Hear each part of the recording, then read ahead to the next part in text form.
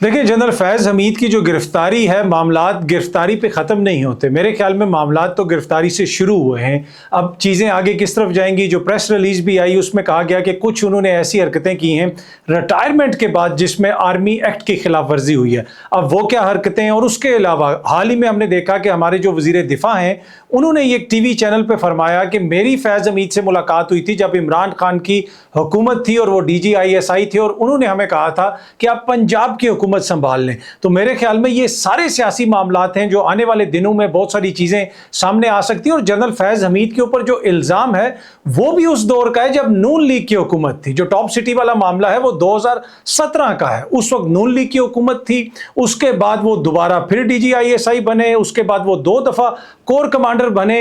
तो ये सारा मामला इतना अरसा क्यों छुपा रहा, कौन कौन से किरदार इसमें मुलविस थे, सियासत इसके अंदर क्या थी, तो ये सारी चीज़ें आने वाले दिनों में मेरे ख्याल में मज़ीद क्लियर होंगी। अब जो फ़ौज ने उनको अपनी तहवील में लिया, आपको पता है कि फ़ौज का एक इत्तेसाब का अमल है और यकीनन उन्होंने कोई ना कोई शवाहिद इकट्ठे किए होंगे, लेकिन मुझे ये लगता है कि जो गिरफ्तारी है वो असल चीज़ नहीं है। असली मामलात या सियासी हलचल जो है वो इसके बाद हम देखेंगे पाकिस्तान की सियासत में। जी, जो आपने कहा कि फ़ाहद हुसैन साहब ने फरमाया कि ये एक ज़लज़ला है जो गिरफ्तारी है फैज़ हमीद साहब की, मेरे ख्याल में बिल्कुल दुरुस्त उन्होंने फरमाया। ये अनप्रेसिडेंटेड है। आप इसको जो मर्ज़ी कहते रहे, हमने देखा कि फ़ौज के अंदर एहतसाब का अमल होता है, लेफ्टिनेंट जनरल लेवल के लोगों को सज़ाएँ होती हैं, लेकिन ये हमने कभी नहीं देखा कि एक DGISI जो अब से कुछ साल पहले तक DGISI था, एक बड़ी इंपॉर्टेंट पोस्ट पे था, वो पेशावर में कोर कमांडर था, उसके अलावा वो भावलपुर में कोर कमांडर था, फिर जब आपने देखा कि काबुल फॉल हुआ तो वो वहां पे भी मौजूद था।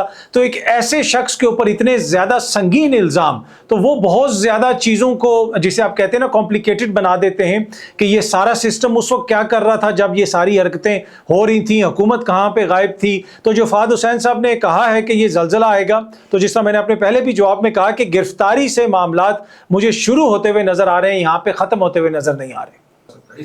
देखिए, ये जो आपका क्वेश्चन है कि फैसल वाडा साहब ने कहा है कि फैज़ हमीद की गिरफ्तारी से अब पाकिस्तान तरक्की करेगा और ताकत का कोई बहुत बड़ा बुत टूट गया है। मेरे ख्याल में वो तो हम तब कहते हैं अगर 2017 में जिस वक्त फैज़ हमीद साहब ने ये मुबैना इल्लीगल काम किया जिसके ऊपर सारी इंक्वायरी हुई, अगर उस वक्त उनको पकड़ लिया जाता, उस वक्त तहवील में ले लिया जाता, तो उस वक्त तो ये दुरुस्त था कहना कि ताकत के एक बुत को आपने तोड़ दिया। अभी तो वो रिटायर्ड हो चुके हैं, इस वक्त तो उनकी कोई, उनके पास ना ओहदा है, तो ताकत उनके पास क्या होगी। तो मैं नहीं समझता, ऑल्दो कि फैसल वाडा साहब का मेरे दोस्त हैं, मैं बड़ा उनका एहतराम करता हूं, लेकिन मुझे नहीं लगता कि वो ताकत का मम्मा है फैज़ हमीद साहब। फैज़ हमीद साहब एक रिटायर्ड सरकारी अफसर हैं। जब आप रिटायर्ड हो जाते हैं तो कोई आपकी टेलीफोन कॉल भी नहीं सुनता, तो ताकत का मम्मा कहना उनको, मुझे लगता है कि थोड़ा सा मुबालगा है। देखिए, ये जो 3 हल्के हैं जो कल काजी फायज ईसा और नईम अख्तर अफगान साहब ने नून लीग को दे दिए, और उसमें जस्टिस अकील अब्बासी साहब ने उसके ऊपर इख्तलाफी नोट लिखा, और अकील अब्बासी साहब ने कहा कि अब ये मामला जो है इलेक्शन ट्रिब्यूनल्स में जाना चाहिए, जिस तरह लाहौर हाई कोर्ट ने कहा था, क्योंकि इलेक्शंस तो हो चुके हैं। लेकिन जस्टिस काजी फायज ईसा और नईम अफगान साहब ने कहा कि जो अपीलें की हैं नून लीग के उम्मीदवारों ने वो बिल्कुल आइन और कानून के मुताबिक हैं, और ये हल्के फिर उनको दे दिए गए। अगर आप इन हल्कों को देखें, इनमें किसी हल्के में 4,500 वोट का फर्क था, किसी में जो है वो 7,000 वोट का फर्क था, किसी में जो है वो 9,000 के करीब वोट का फर्क था। ये इतना बड़ा फर्क कैसे था? तो फिर तो इसका मतलब है कि पाकिस्तान में जितने भी हल्के हैं जहां पे तकरीबन 10,000 वोटों का फर्क है, उन सब की दोबारा गिनती होनी चाहिए। और दोबारा गिनती में क्या हुआ कि डबल स्टैंप नजर आ गई, बहुत सारे ऐसे मामलात हो गए, बहुत सारे वोट रिजेक्ट हो गए। तो मोअज़्ज़िज़ अदालत ने फॉर सम रीजन नहीं पूछा कि जनाब वो जो वोट अचानक रिजेक्ट हो गए वो किस तरह रिजेक्ट हुए। जो एक्स्ट्रा वोट पहले 8,000 गिने गए, वो कौन से शहजादे थे जिन्होंने वो 8,000 वोट गिने, जरा उनको तो बुलाएं। तो मामला तो ट्रिब्यूनल को भेजना चाहिए था, पर यकीनन जो मोअज़्ज़िज़ अदालत ने आइन और कानून के मुताबिक मुनासिब समझा, वो उन्होंने फैसला दिया। पर मेरे ख्याल में यहाँ पे तहरीक इंसाफ के साथ ज्यादती हुई है। ये मामला ट्रिब्यूनल में जाना चाहिए था। आप ये तो कहते हैं कि हर इदारे की इज्जत है, हर इदारे की तकरीम है, अगर इलेक्शन कमीशन की तकरीम है तो ट्रिब्यूनल्स में मामला हल होने चाहिए। तो मुझे ये लगता है कि थोड़ी सी ज्यादती हुई है पाकिस्तान तहरीक इंसाफ के साथ। देखिए जी, इमरान खान साहब के पहले ही बहुत सारे ट्रायल चल रहे हैं। इस वक्त जो इमरान खान साहब के ट्रायल हैं वो कौन से आइन और कानून के मुताबिक चल रहे हैं, उसमें बहुत सारे मामलात हैं। अब तो हाई कोर्ट्स की اس طرح کی آبزرویشنز آ گئی ہیں. بشرا بی بی کے کیس میں بھی ہائی کورٹ کی آبزرویشن آئی کہ یہ کیا کیا نیب نے کہ جس دن ان کی کسی اور کیس میں ضمانت ہوئی تو اسی دن جناب ان کی گرفتاری ڈال دی گئی. اسی طرح خان صاحب کی جب پچھلے دنوں ہم نے دیکھا کہ ان کا ایک کیس ختم ہوتا ہے تو ان کو 9 مئی کے مقدمات میں ان کی تحقیقات شروع ہو جاتی ہیں, اور پھر لاہور ہائی کورٹ نے کہا کہ پروسیکیوشن کسی قسم کا کوئی ایویڈنس دینے میں ناکام رہی ہے, آڈیو یا ویڈیو.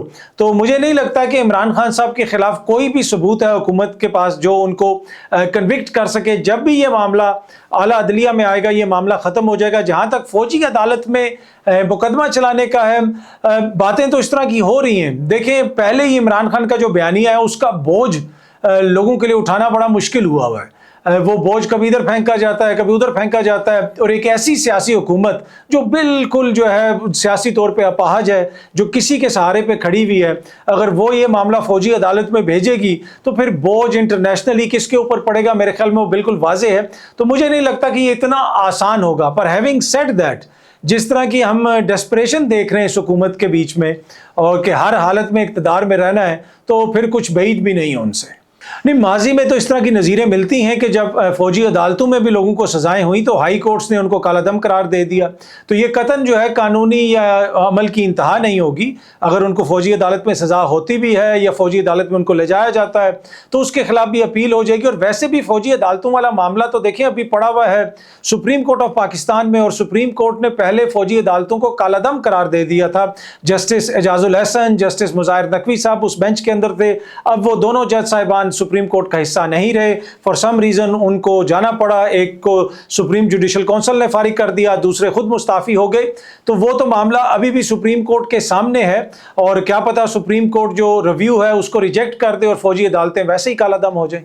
دیکھیں obviously عمران خان صاحب کا بیانیہ مجھے تو نہیں لگتا کہ چینج ہوا ہے. پہلے دن سے یہ ہے کہ ان کا بیانیہ اب یہ ضروری نہیں ہے کہ کوئی اس سے اتفاق کرے یا اختلاف کرے.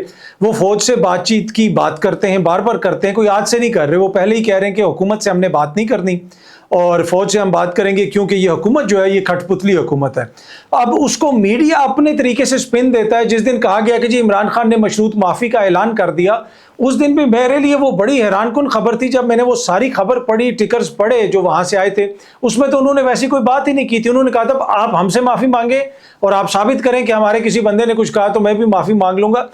تو مجھے لگتا ہے کہ ان کا بیانیہ ویسا ہی ہے. دوسرا جو سختی کی بات ہے وہ پھر میرے خیال میں دن جس طرح گزرتے ہیں اتار چڑھاؤ آتا ہے, انسان کے موڈ بھی اپ اینڈ ڈاؤن ہوتا ہے. پر ایک چیز تو بالکل واضح ہے کہ اس وقت کوئی ڈیل نہیں ہو رہی, کوئی بات چیت اس لیول کے اوپر نہیں ہو رہی جس کی وجہ سے خان صاحب خاموش ہو جائیں. جس طرح ماضی میں ہم نے دیکھا کہ مریم بی بی کا ٹویٹر خاموش ہو گیا, میاں نواز شریف صاحب آج کل خاموش ہیں, پہلے بھی خاموش ہو گئے تھے. وہ مجھے ہوتا ہوا نظر نہیں آ رہا کیونکہ عمران خان کی جو نیچر ہے وہ اس کے برعکس. اور میں تھوڑا سا اس میں ایک اور بھی ایڈ کر دوں, بہت سارے دوست یہ بھی کہہ رہے ہیں کہ جنرل فیض کو عمران خان صاحب سے جوڑنے کی کوشش کر رہے ہیں کہ جی پی ٹی آئی کو جنرل فیض کنٹرول کر رہے تھے اور جنرل فیض عمران خان کو یہ بتا رہے تھے. جو عمران خان کی نیچر کو ذرا بھی سمجھتا ہے وہ عمران خان کبھی بھی کسی کے کہنے پہ نہیں چلتے. وہ سنتے سب کی ہیں, کرتے وہ اپنی ہیں. اگر کوئی یہ سمجھتا ہے کہ جی فیض صاحب پی ٹی آئی کو چلا رہے تھے, یہ وہی دانشور ہیں جو کہتے تھے کہ عمران خان ایک ہفتے بعد جو ہے جیل میں معافیاں مانگے گا, اس کا جسم ٹوٹنا شروع ہو جائے گا. تو یہ اسی قسم کے دانشور اب نئی تھیوریاں پیش کر رہے ہیں. ایسی کوئی قطعاً کوئی بات نہیں ہے کہ وہ کسی کے کہنے پہ چل رہے ہیں.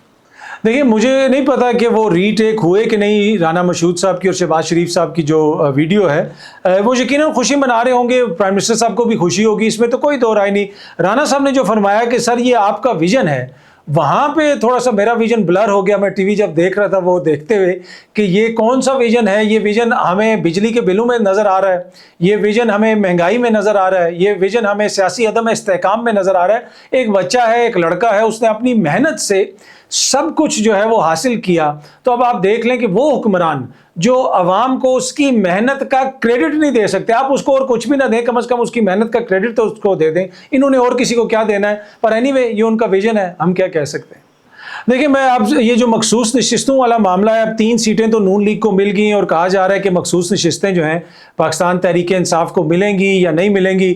اب یہ فیصلہ تو آگے جا کے ہونا ہے, لیکن یہ میں آپ کے ساتھ شیئر کر سکتا ہوں بڑی ذمہ داری کے ساتھ. مجھے کابینہ کے शहबाज शरीफ साहब की काबीना के एक मेंबर ने कहा, जिस वक्त ये फैसला आया उस वक्त इलेक्शन एक्ट में तरमीम भी नहीं हुई थी, उन्होंने कहा कि जो मर्जी हो जाए ये सीटें पीटीआई को नहीं मिलेंगी, फैसला जो मर्जी आ जाता है, और तरमीम फिर उसके बाद आई। तो मेरे ख्याल में ये हुकूमत के लेवल के ऊपर फैसला हुआ है कि हर हालत में ये जो सीटें हैं, मखसूस नशिस्तें, ये पाकिस्तान तहरीक इंसाफ को नहीं देनी। देखिए, ये तो हुकूमती सर्कल्स खुद ही बता रहे थे कि एक जुडिशल पैकेज आ रहा है जिसमें ओहदे की मियाद में इजाफा होगा, रिटायरमेंट की एज में इजाफा होगा। अभी तक अगर एक्सटेंशन नहीं उनको दी जा रही तो हुकूमत जस्टिस मंसूर अली शाह साहब का नोटिफिकेशन क्यों नहीं जारी कर रही? ये वही वज़ीर कानून आज़म नज़ीर तारड़ साहब और ये वही वज़ीर आज़म है शहबाज शरीफ साहब जिन्होंने 3 महीने पहले काजी फायज़ ईसा साहब का नोटिफिकेशन जारी कर दिया था, लेकिन मंसूर अली शाह साहब का नोटिफिकेशन जारी नहीं किया जा रहा। उल्टा जिस किस्म का बयानिया बनाया जा रहा है कि जी फैसले के ऊपर हम अमल दरामद नहीं करेंगे, ये नहीं होगा, वो नहीं होगा, तो ये बड़े हमें अजीब सी सूरत हाल लगती है। अगर आपने एक्सटेंशन नहीं देनी तो फिर आपको ये सीटें आपने क्या करनी है? आपने सिर्फ अपने लिए एक सियासी, वो जिसे कहते हैं वो आपको सुबकी का सामना करना पड़ेगा, इस वजह से आप उनको सीटें नहीं देना चाहते। इतना रिस्क आप क्यों ले रहे हैं कि आने वाले चीफ जस्टिस को आप चैलेंज कर रहे हैं, उसके बाद आने वाले चीफ जस्टिस के फैसले को चैलेंज कर रहे हैं, अगले जो 3 चीफ जस्टिस हैं उन तीनों के फैसले को आप चैलेंज करना चाहते हैं, उनको एम्बैरस करना चाहते हैं। अगर आपने एक्सटेंशन नहीं देनी तो फिर ये सीटें क्यों आप लेना चाहते हैं? देखिए, ये जो इंटरनल अकाउंटेबिलिटी का प्रोसेस है वो यकीनन फौज में चलता रहता है। अब ऑब्वियसली वो रिटायर्ड हो गए हैं, जो मुबैना वकूआ है वो भी तकरीबन जो है 7 साल पहले हुआ था, उसके बाद वो बड़े इंपॉर्टेंट ओहदों पे रहे। तो जो भी शवाहिद अब सामने आएंगे उसके मुताबिक वहाँ पे फैसला होगा। कल भी मेरी एक दिफाई तज़कियाकार से बात हो रही थी ब्रिगेडियर हारिस नवाज साहब से, तो वो ये कह रहे थे कि ये नहीं है कि जनरल फैज़ हमीद को पहले ही सज़ा सुना दी गई है, उनको भी मौका मिलेगा। जो कोर्ट मार्शल होता है वहाँ पे दोनों साइड का सुना जाता है। अगर उनके पास कोई ऐसे शवाहिद हैं, कोई वो समझते हैं कि वो बेगुनाह हैं, तो उनको भी पूरा मौका दिया जाएगा। अब जब भी इसका फैसला आएगा पता चलेगा कि फिर चीज़ें किस तरफ जाती हैं।